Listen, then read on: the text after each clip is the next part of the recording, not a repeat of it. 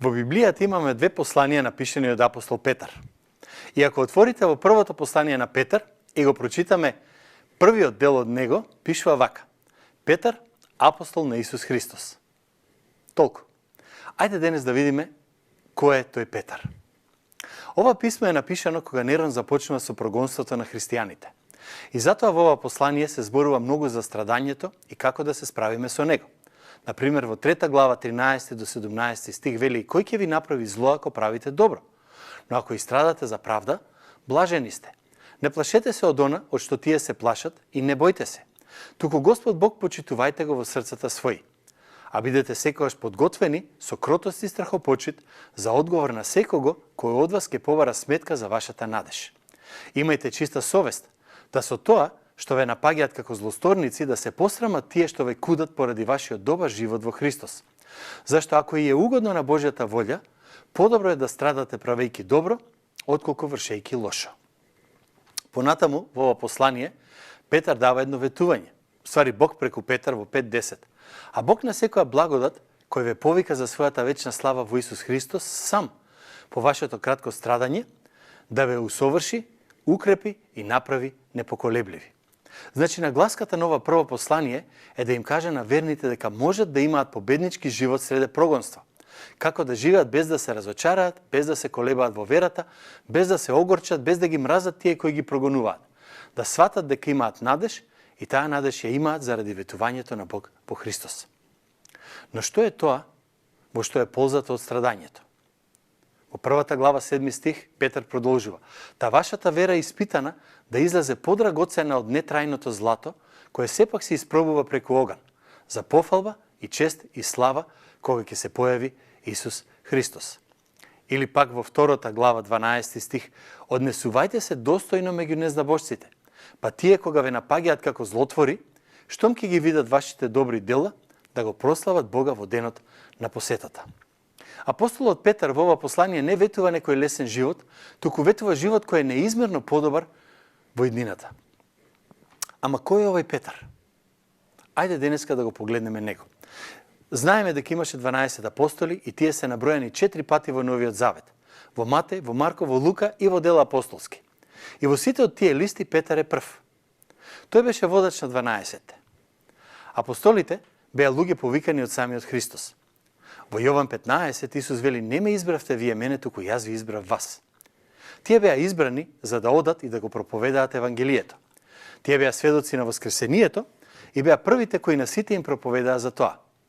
Затоа во Ефесијаните 2:20 пишува зашто се утврдивте на темелите поставени од апостолите и пророците, имајќи го како камен темелник самиот Исус Христос. Апостолите беа темелот на црквата. Тие беа првите учители, тие ја поучуваа вистината што им беше откриена. А Петар е доминантниот лик меѓу нив. Ако можеме да кажеме дека знаеме нешто за некој од апостолите, можеме да кажеме дека знаеме за Петар. Во Евангелијата Исус почесто зборува со Петар отколку со кој да било друг апостол. Понекогаш Исус го фали, некогаш го кара. Господ во своето обраќање кон Петар му даде благослови какви што не им даде на другите ученици. Но и најострите зборови од устата на Исус беа упатени кон Петар. Всушност, единствениот друг апостол кон кој Исус се обраќа остро е Јуда што го предаде. Сите го сакаме Петар, оти можеме да се поистоветиме со него. Тој не е многу човечки лик. Она која не привлекува кај него е фактот дека Бог може да користи слаби луѓе со многу мани за своја слава. Пајде тогаш заедно денес да го разгледаме животот на Петар. Ако гледаме во Евангелијата, првото што го забележуваме за Петар е дека тој е стално првиот или главниот говорник. И најчесто зборува во име на сите други околу него. Само Петар се одважи да праша што значеа некои од поуките на Исус. Петар е оној кој прашува колку пати да прости.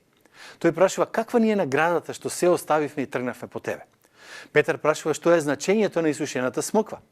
Тој исти Петар прашува за крајот на светот. Петар прашува за плаќањето на данок. Од кај ќе го платиме данокот? Петар прв одговара кога Исус прашува кој се допре до мене. Петар е водачот или портпаролот, ако сакате. Таков си е по природа. Неговото вистинско име е Симон, што на еврејски значи слушател. Ништо чудно што Исус му го смени името. Татко му се викаше Јона. По професија беше риболовец, веројатно како дел од семејниот бизнес. Според 1 Коринќаните 9 глава 5 стих Петар бил женет. Исто така знаеме од Евангелијата дека Исус ја исцели неговата тешта. Од слушател, Исус му го смени името во Петар или Кифа на арамејски, што значи камен. И кога читаме за него во Новиот Завет, некогаш гледаме дека се нарекува Симон, некогаш Петар, некогаш Симон Петар. Не е јасно зошто е тоа така. Некои коментатори сметаат дека секој пати се спомнува Симон ако се зборува за телесни работи, како во Марко, например, 1 во куќата на Симон, или во Лука 4 тештата на Симон, во Лука 5 коработ на Симон. Ама кога тој се поврзува со духовни работи, тој е Симон Петар, барем 17 пати во Евангелието според Јован. Еднаш два пати, кога се однесува како пред да се сретне со Исус, Исус му се обраќа со Симоне, Симоне. Знаете, како кога родителот ќе му го изговори името на детето на посебен начин, за да го потсети дека прави нешто лошо. Петар е ист како нас.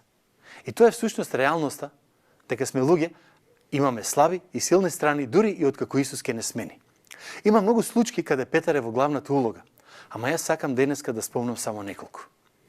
И би сакал да почнам со две работи кои Исус му ги даде, две откровенија ако сакате, кои тој ги доби и кои се запишани во Словото. Првото е во Матеј 16 глава 13 стих. Па натаму.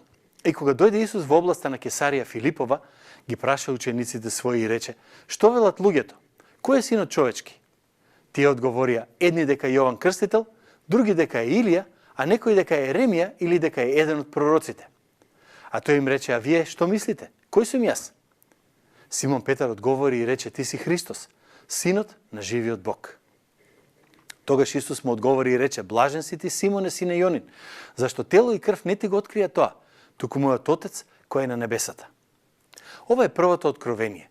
Бог преку Петар го идентификуваше Исус како Месијата, синот на живиот Бог. Во Јован 6 глава ја наоѓаме втората исповед или откровение кое го добива Петар. Вели вака: "Од тоа време мнозина од неговите ученици се повлекоа и не одеа веќе со него. Тогаш им рече Исус на 12: да не сакате и вие да си отидете?" А Симон Петар му одговори: "Господи, кај кого ќе отидеме? Ти имаш зборови за вечен живот и ние поверувавме и познавме дека ти си Божиот светител." Или во некои преводи дека си Христос, син на живиот Бог. По оваа исповед Исус му вети голема награда во Матеј 16:18. "А јас тебе ти велам, ти си Петар, и на тој камен ќе изградам црквата своја, и вратите на пеколот нема да ја надвладеат." Петар ќе стане основоположникот на црквата.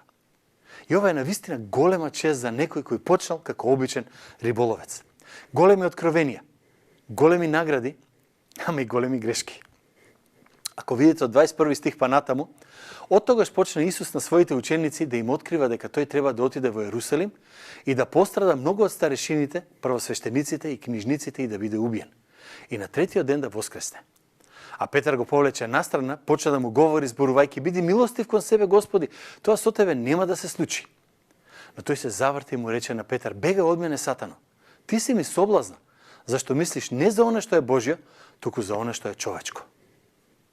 Ова изјава дојде од самиот пекол. Петар му го предложи на Исус истото што сатаната му го предложи во Матеј 4 глава. "Поклони ми се и ќе ти ги дадам сите небесни царства. Ќе добиеш власт без да има потреба од крст." Може би Петар го кажа тоа што го кажа од љубов или без да размислува или да разбира, ама го кажа истото што и сатаната. Можеш да добиеш круна без крст. Ако ова беше лошо, имаше и полошо. Погледнете во Матеј 26 глава. Исус ги поминува последните моменти со учениците. Ги предупредува дека ќе се разбегаат кога тој ќе биде фатен. И Петар е прв да се побуни. Тогаш Петар му одговори и рече: "Дури сите да се соблазнат поради тебе, јас никогаш нема да се соблазнам." Но Исус му рече: "Вистина ти велам, оваа ноќ, уште пред да пропае петал, 3 пати ќе се одречеш од мене." Петар му каже: "Ако затреба дури да умрам со тебе, нема да се откажам од тебе." Истото го говореа и сите ученици. Ама почнете да читате од стих 69 надолу и ќе видите колку брзо се исполни тоа што го каже Исус. Петар беше препознаен, прво од една слугинка, па рече дека не е тој. Потоа од друга, па пишува таму дека се заколна и рече дека не е тој за кого го мислат. Тогаш некои други околу него се собра, му го препознаа дијалектот и тука доаѓаме до таа кулминација. Таму пишува, тогаш тој почна да пцуе и да се колне. Буквално, не го познавам човекот. И веднаш запеа петал. И се сети Петар на Исусовите зборови што му ги рече, уште петал пред да запее 3 пати ќе се одречеше од мене. Па излезе надвор и горко плачеше. Од Бога вдахновен сведок до кривоклетник. Ама пред да го осудиме Петар, еве еден факт што често го забораваме. Петар барем беше таму кога го судеа Исус. Никој друг од учениците не се осмели да биде близу. Да, падна и сгреши, ама направи грев во ситуација во која ако се најдеш, можеш да сгрешиш. Направи грешка која можеше да се направи само затоа што беше близко до непријателот. И што сега, толку беше со него? Не. Бог по милоста своја пак му даде задача. Погледнете сега во Јован 21 глава. Исус им рече на учениците по воскресението да одат во Галилеја и да го чекаат таму за тој да се сретне со нив.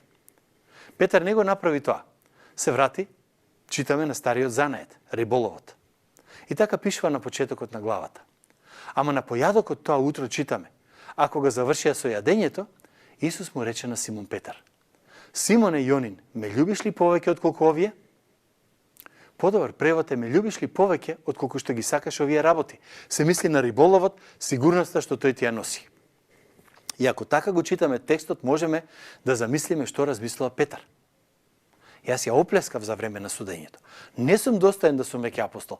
Време е да се вратам и пак да сум риболовец. И затоа Исус го прашува: ме сакаш ли ти мене повеќе отколку твојот занает? Петар одговори со: да, Господи, знаеш дека те сакам. Исус му рече: пасе ги јагненцата мои. Овде Исус му ја врати службата, да му служи на врховниот пастир така што ќе пастирува и самиот. И Исус пак го праша: Симоне Јонин, ме љубиш ли? Петар му кажа: да, Господи, ти знаеш дека те љубам. Исус му рече: пасе ги овците мои. И гледаме, по трет пат му рече: Симоне Јонин, ме љубиш ли? Петар се нажали дека по трет пат го праша: ме љубиш ли? И му рече: Господи, ти се знаеш, ти знаеш дека те љубам. Исус му рече: пасе ги овците мои. Чудесно е за мене што Исус пак го поставува Петар да му служи и покрај пропустите и покрај гревовите. И гледаме дека тоа е вистина. Во дела 1 Петар пак ја презема водечката улога меѓу апостолите и ги охрабрува да изберат апостол на местото на Јуда. А една глава подоцна станува уште повозбудливо. Петар ја проповеда првата проповед, која е толку моќна што се спасуваат 3000 луѓе. Се раѓа првата црква. Петар е пак во игра и тоа засилен и утврден од Светиот Дух. И затоа во 3 глава го гледаме како го исцели сакатиот пред храмот. Луѓето беа восхитени, но Петар не се промовираше себе си, туку својот Господ. И не само тоа. Тука гледаме дека за прв пат почнува да го цитира Стариот Завет, значи почнал да расте во познавањето на својот Спасител. И сега тука се случува една интересна работа, која може би не сте ја забележале. Петар, кој се откажа пред првосвештеникот, по исцелувањето на сакатиот, стои пред Синедрионот, еврејскиот суд и храбро сведочи. Тогаш Петар, исполнет со Дух Свети, им рече: началници, народни и старешини израелски, ако денес не испитувате за доброто дело што му го направивме на болниот човек, за да кажеме како е тој излекуван, тогаш нека ви биде познато на сите вас и на сиот народ израелски, дека овој стои здрав пред вас во името на Исус Христос од Назарет, кого вие го распнавте, кого Бог го воскресна од мртвите. Сега веќе никој не можеше да го замолчи. И затоа во 5 глава во случајот со Ананија и Сафира, Петар храбро стои и се залага за вистината, без страв за тоа што можеби ќе кажат луѓето. Има една друга интересна случка со еден човек по име Симон, кој беше магесник.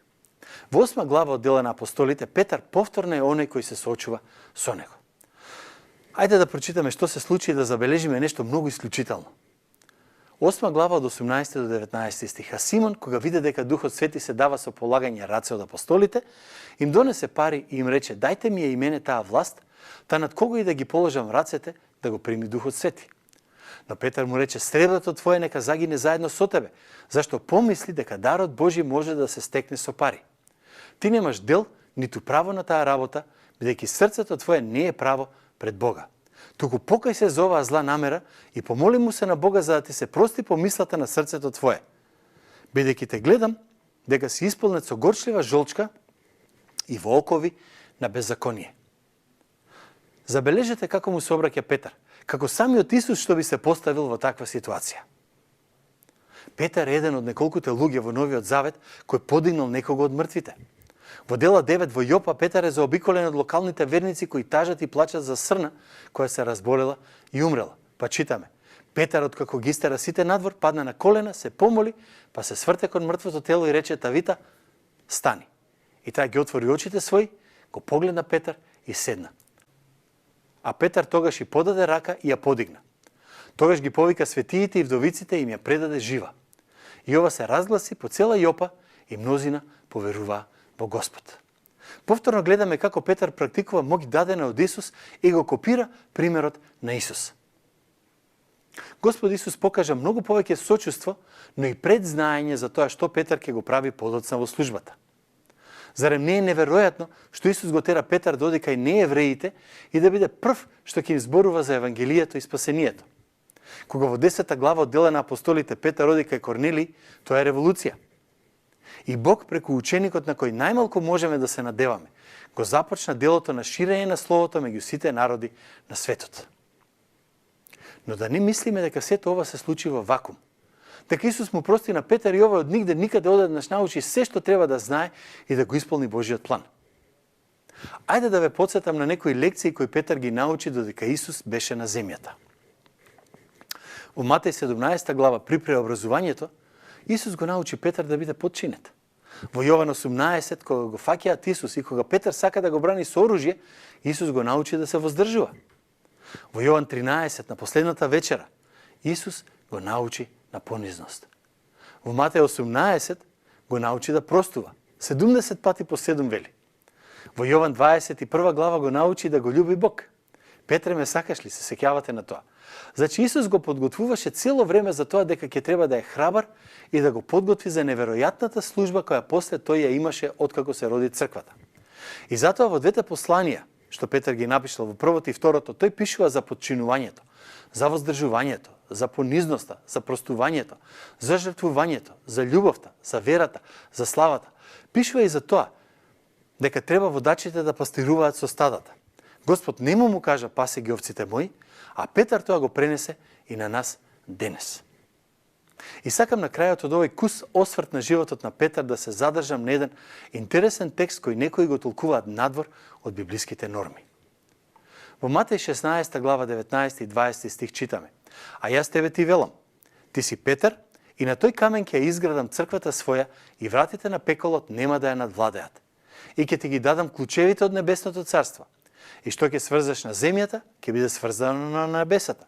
И што ќе разврзеш на земјата, ќе биде разврзано и на небесата. Дали тоа значи дека Петар решава кој ќе влезе на небото, а кој не? Тоа го тврдат и поучуваат некои цркви. Но не е така. Овде Петар се изразува на начин на кој рабините поучувале во негово време. Рабините велеле дека има две можности. Или си врзан, заробен од гревот, или си слободен од него. Значи Исус всушност вели: Петре, ти ги давам клучевите од небесното царство. Кажи им на луѓето: заробени сте од гревот. Еве ја вратата за влез на небото. Ти, Петре, го имаш клучот, Евангелието. И според тоа како луѓето ќе одговорат на него, тие ќе се ослободат од оковите или ќе си останат робови. Ова не значи дека Исус на Петар му даде власт да простува гревови. Но точно е дека му даде власт да каже: ако поверуваш во Евангелието, ќе бидеш ослободен од гревот. Ако не, остануваш роб за секогаш. И тоа е најважното нешто кое Петар можеше да го направи. Да им даде на луѓето шанса да станат слободни преку Евангелието. А дали тоа беше вистина само за Петар? Не. Бидејќи во Јован 20 глава Господ Исус зборува пред учениците. А Исус пак им рече: мир вам, како што ме прати Отецот, така и јас ве праќам. И кога им го кажа ова, дувна и рече: примете Дух Свети. На кои ќе им ги простите гревовите, ќе им се простат, а на кои ќе им ги задржите, ќе им се задржат. На сите апостоли им е даден авторитет да го прават истото. Ако им кажете на луѓето дека Бог ќе им ги прости гревовите, ако поверуваат во Евангелието, тоа ќе биде така. Ако не поверувате во Евангелието на Исус Христос, нема да добиете простување на гревовите. Значи, врзувањето и одврзувањето не се однесува само на Петар. Ниту еден момент не сакам некој да помисли дека заговарам оти ти и јас сме апостоли на исто ниво или на исти ранг со првите 12. Но вистината е дека кога се работи за Евангелието, и ти и јас го имаме истиот авторитет. Врз основа на тоа како луѓето ќе одговорат на пораката на Евангелието, можеме да кажеме ти си ослободен од твојот грев или пак ти му остана роб на гревот. И ова треба да ни биде подсетник дека кога го кажуваме Евангелието, главната поента е спасението од гревот, а не добивање некаков среќен и безгрижен живот. Петар прво ја отвори вратата за спасението на евреите. Тоа го направи на духов ден. Тој беше првиот кој ја отвори вратата и за неевреите, кога отиде кај Корнелиј. Потоа апостолите и тие по нив тргнаа по целиот свет. Го проповедаа Евангелието на секое создание и велеа: поверувајте во Евангелието и ќе се спасите. Ако го отфрлите Евангелието, останувате робови на гревот. И ти и јас ја имаме таа привилегија и таа заповед. И таа не е заснована на личен авторитет, туку на авторитет заснован врз библиска вистина.